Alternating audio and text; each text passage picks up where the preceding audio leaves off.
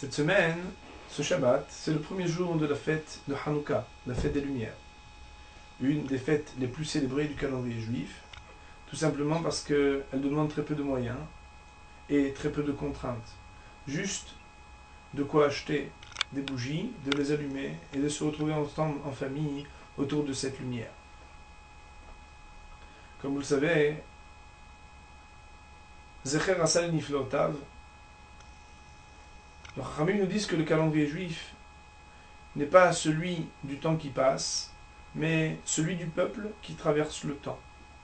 Aussi, chaque date anniversaire d'une fête juive, c'est le moment où Bayami Mahem Bazemanazé, il se réveille dans le ciel, le même éclairage qui jadis nous avait aidés. Aujourd'hui, nous revivons les événements avec exactement la même intensité. Aussi, il nous faut rappeler que la fête de Hanouka commémore la victoire des Asmonéens sur les Grecs. Comme vous le savez certainement, déjà au début de Bereshit, il y a une allusion aux 4 exiles. Et dans le mot Hoshech, l'obscurité, le sage voit une allusion à Yavan, la Grèce. Pourquoi lier la Grèce à l'obscurité? Eh bien, nos sages le disent, car la Grèce, c'est celle qui a obscurci les yeux des Juifs par leurs mauvais décrets. En effet, sur le plan pratique, les Grecs avaient empêché l'application de certaines mitzvot au Béné Israël, et sur le plan philosophique, ils avaient voulu les obscurcir dans la mesure où les Grecs ne considéraient comme la vérité que ce qui était rationnel. C'est exactement l'antithèse du Naaseh Venishma qu'on scandait les Béné Israël en bas du mont Sinaï. Il y a différentes manières de comprendre ce qu'est l'obscurité. Une première manière, c'est de voir que les Béné Israël, lorsqu'ils sont dans l'obscurité, eh bien, ils ne voient plus rien du tout, comme quand on met quelqu'un dans la nuit noire. Ils ne discernent plus rien. Mais l'obscurité, c'est aussi autre chose. Une deuxième manière de voir l'obscurité, nous dit Rav Moshe Chaim Luzzatto dans son livre Le Sentier de rectitude, c'est d'être dans le brouillard. C'est le deuxième effet du Hoshech. Le brouillard, il nous laisse croire qu'on voit encore quelque chose. Seulement dès qu'on se rapproche, on se rend compte que ce qu'on croyait être un homme, eh bien c'est tout sauf un homme. L'obscurité de la Grèce, ce n'est ni la première ni la deuxième. L'obscurité de la Grèce, c'est Irshichu Enehem shel Israël, d'avoir mis l'obscurité dans les yeux du peuple juif.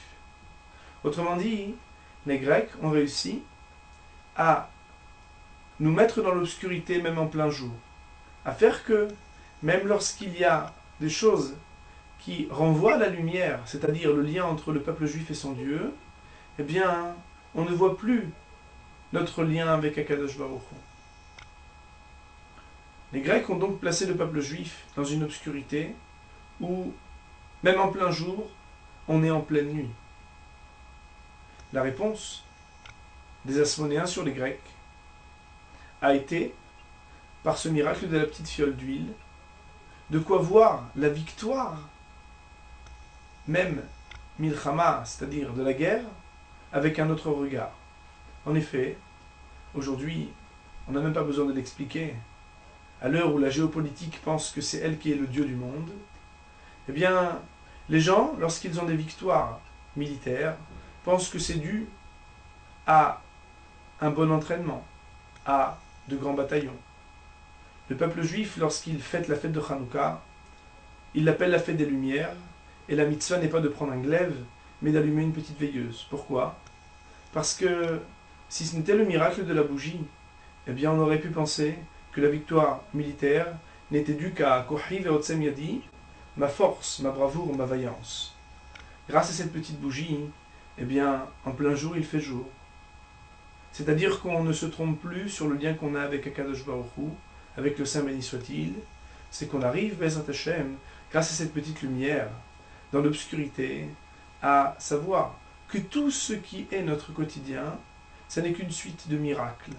Et tout ce qu'on peut penser être le fruit de nos actes, eh bien c'est en somme la réponse de Dieu à soit nos efforts, car il faut toujours s'efforcer, mais Akadosh Baruch Hu, dans sa grande bonté, nous donne des miracles à notre quotidien.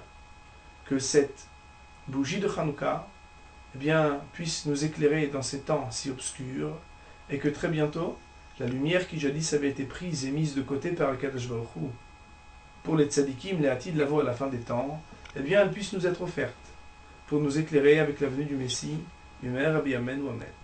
Shabbat Shalom.